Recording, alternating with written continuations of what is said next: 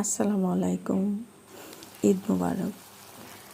আসলে আমি ভিডিওটা করছি হচ্ছে ঈদের দিন, আর আমি আপলোড করতেছি ঈদের পরের দিন। যাই হোক, সবাই ঈদে মাংস পোলাও রান্না করতেছে, তাই আমিও ভাবলাম পোলাও রান্না করি।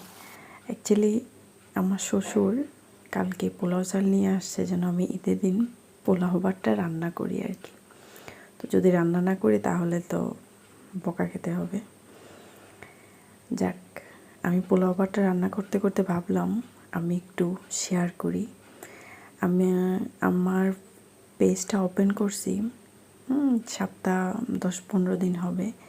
এর ভিতরে আলহামদুলিল্লাহ আমি সামনে একটা স্ক্রিন দেখাইলাম, আমার ফলোয়ার্স প্রায় 300+।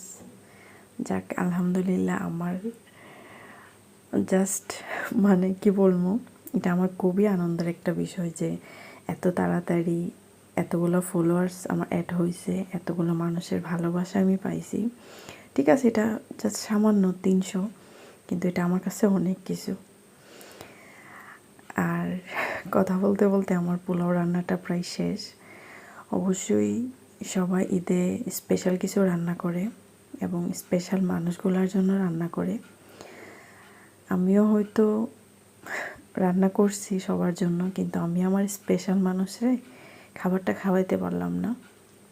কী কারণে খাওয়াইতে পারলাম না সেটা অন্য একদিন শেয়ার করবো সবার সাথে, আজকে আর বলি নাই। সবাই এ পর্যন্ত ভালো থাকেন, সুস্থ থাকেন। আশা করি আমার পেজের সাথে থাকবেন, লাইক কমেন্ট শেয়ার করে পাশে থাকবেন, আর বেশি বেশি শেয়ার করবেন যেন আমার ফলোয়ার্সগুলো একটু বাড়ে। আর হ্যাঁ, অবশ্যই নেক্সট ভিডিওতে সুন্দর একটা গল্প নিয়ে আসবো, যে গল্পটা আমার সাথে এবং বাস্তব জীবনের সাথে ম্যাচ হয়। আসলে আমাদের সবারই কিছু না কিছু গল্প থাকে, যে গল্পটা বলা হয় না।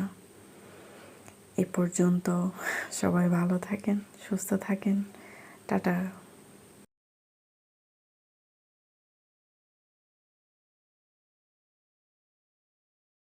আসসালামু আলাইকুম। ঈদ মুবারক। আসলে আমি ভিডিওটা করছি হচ্ছে ঈদের দিন, আর আমি আপলোড করতেছি ঈদের পরের দিন। যাই হোক, সবাই ঈদে মাংস পোলাও রান্না করতেছে, তাই আমিও ভাবলাম পোলাও রান্না করি। অ্যাকচুয়ালি আমার শ্বশুর কালকে পোলাও চাল নিয়ে আসছে যেন আমি ঈদের দিন পোলাও ভাতটা রান্না করি আর কি। তো যদি রান্না না করি তাহলে তো বকা খেতে হবে।